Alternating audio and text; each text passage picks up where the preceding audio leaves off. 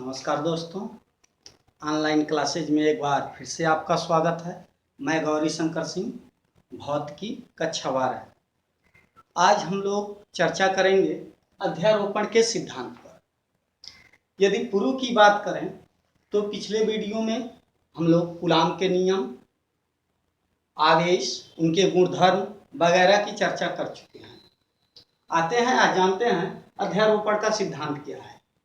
जैसा कि हम लोगों को विदित है कि यदि दो या दो से अधिक आवेश स्थित हों तो वे एक दूसरे पर आकर्षण अथवा प्रतिकर्षण बल लगाते हैं।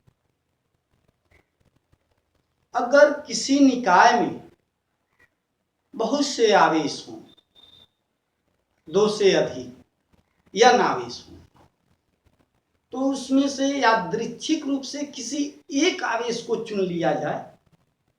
जैसे चार आवेश हैं, चार में से किसी एक को चुन लिया जाए, तो उस चुने हुए आवेश पर बाकी आवेश किस तरह बल लगाएंगे, कितना बल लगाएंगे और उस चुने आवेश पर परिणामी बल क्या होगा, इन्हीं सब चीजों के संदर्भ में अध्यारोपण का सिद्धांत है। इस सिद्धांत के अनुसार यदि किसी निकाय में बहुत से आवेश हों तो किसी एक आवेश पर लगने वाला कुल बल सभी आवेशों द्वारा अलग अलग लगने वाले बलों के परिणामी योग के बराबर होता है। अर्थात अगर चार आवेश हैं तो किसी एक आवेश पर अन्य तीन आवेश जितना बल लगाएंगे उन सब बलों का जो सदिश योग आएगा वही उसका परिणामी बल कहलाएगा। दूसरे शब्दों में अध्यारोपण के सिद्धांत के अनुसार बहुल आवेश वाले किसी निकाय में स्थित, बहुल का मतलब बहुत सा, ढेर सारे, दो से अधिक, बहुल आवेश वाले किसी निकाय में स्थित किसी एक आवेश पर लगा कुल बल निकाय के अन्य आवेशों द्वारा लगे बलों के सदिश योग के बराबर होता है। अर्थात सदिश योग, जिसके बारे में हम लोग पिछली कक्षाओं में भरपूर जानकारियां इकट्ठी कर चुके हैं। तो चलिए उन परिणामी बल के बारे में चर्चा करते हैं। ये तो हो गया अध्यारोपण का सिद्धांत, तो बल कैसे लगेगा। अब बात करते हैं, यदि बहुत सारे आवेश किसी एक आवेश पर बल लगा रहे हों तो उस आवेश पर लगने वाले बल को हम किस समीकरण या सूत्र द्वारा डिनोट करेंगे या प्रदर्शित करेंगे। तो आइए, इसके लिए मान लेते हैं कोई निकाय है और उसमें n आवेश है। जैसे कि यहां पर देख रहे हैं, यह एक निकाय है और इसमें Q1, Q2, Q3 और Qn, यानी कि अभी n की जगह पे आप कितना रख सकते हैं, चार रखे हैं, 5, 6, 7, 8, मतलब कितना आवेश रख सकते हैं। तो यहाँ पे कुल 4 आवेश हैं, तो इसमें से कोई एक आवेश चुन लें, जैसे Q1। तो इस Q1 पर Q3, Q2 और Qn कितना बल लगाएंगे और कैसे बल लगाएंगे, इसी के बारे में हम यहाँ चर्चा करेंगे। तो आइए मान लेते हैं, माना निकाय में n आवेश हैं, ठीक है, तथा जिनकी स्थिति सदिश क्रमशः r12, r13, r1n है। अर्थात उनके बीच की परस्पर जो विस्थापन है, डिस्टेंस है, वह क्रमशः डिस्प्लेसमेंट r1n, r12 और r13 है। तथा इनके चार्जेज जो हैं, आवेश जो हैं, Q1, Q2, Q3 और Qn है। तब इसमें से पहले हम किसी एक आवेश को चुने, जैसे Q2 और Q1 को।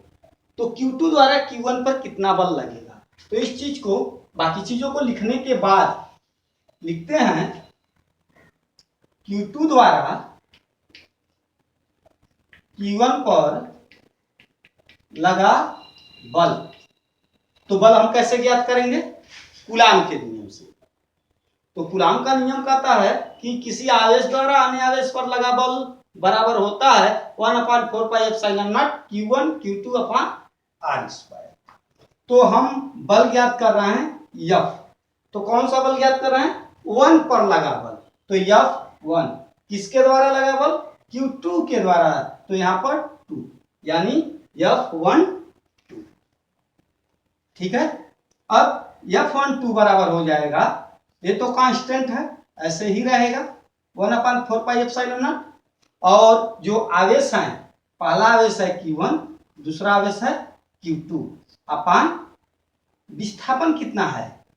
Q1 और Q2 के बीच विस्थापन है R12।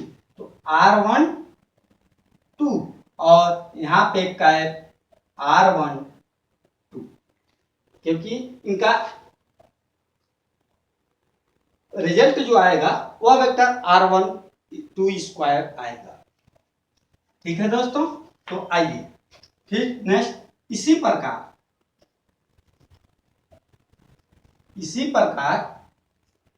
Q3 तथा या अलग अलग ही लिख लेते हैं, Q3 द्वारा Q1 पर लगा बल। तो इसको ऐसे लिखेंगे F13 इक्वल टू 1/4πε0 और Q1 Q3 अपान R13 स्क्वायर कैप R13। उसी प्रकार डॉट डॉट कर दें बीच में, और आवेश है तो उनको ले लेंगे, और हमारे पास फिलहाल यह आखिरी आवेश है तो लिखेंगे F1n यानी 1 पर स्थित आवेश पर लगा बल n पर स्थित आवेश के कारण इक्वल टू 1/4πε0 Q1 Qn अपान R1n whole square cap R1n। दोस्तों यहाँ पर एक चीज छूट रही है, उसको ध्यान दें। यह फोर्स जो है वो वेक्टर क्वांटिटी है, तो चूंकि हम लोग वेक्टर फॉर्म में लिख रहे हैं तो वेक्टर लगाना नितांत आवश्यक है। तो ये तो हुआ कि 1 पर कितने बल लगे हैं। 1 पर 3 आवेशों ने बल लगाया है, जिसको हमने समीकरण फॉर्म में यहाँ लिखा है 1, 2 और 3। तो बात आती है जो कहा है कि कुल बल, तो 3 बल लगे हैं तो कुल बल को जोड़ेंगे, कुल कितना बल हुआ। तो आइए उसको जोड़ते हैं। यदि मान लें नेट बल F1 हो तो vector F1 equal to vector F12 plus vector F13 dot dot dot plus vector F1n। अब इनके मानों को अगर यहां से लेकर लिखें तो तीनों समीकरणों में देखेंगे कि 1/4πε0, 1/4πε0 और 1/4πε0 तीनों में काम है। तो इसको हम बाहर कर लेंगे 1/4πε0 को। तो इसके बाद से जब हम बाहर कर लेते हैं तो यह ऐसे हो जाता है 1/4πε0।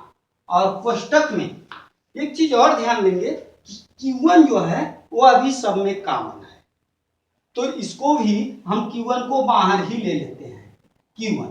अब यहां पर बचता है Q2 अपान R12 square cap R12 plus Q3 अपान R13 कैप R13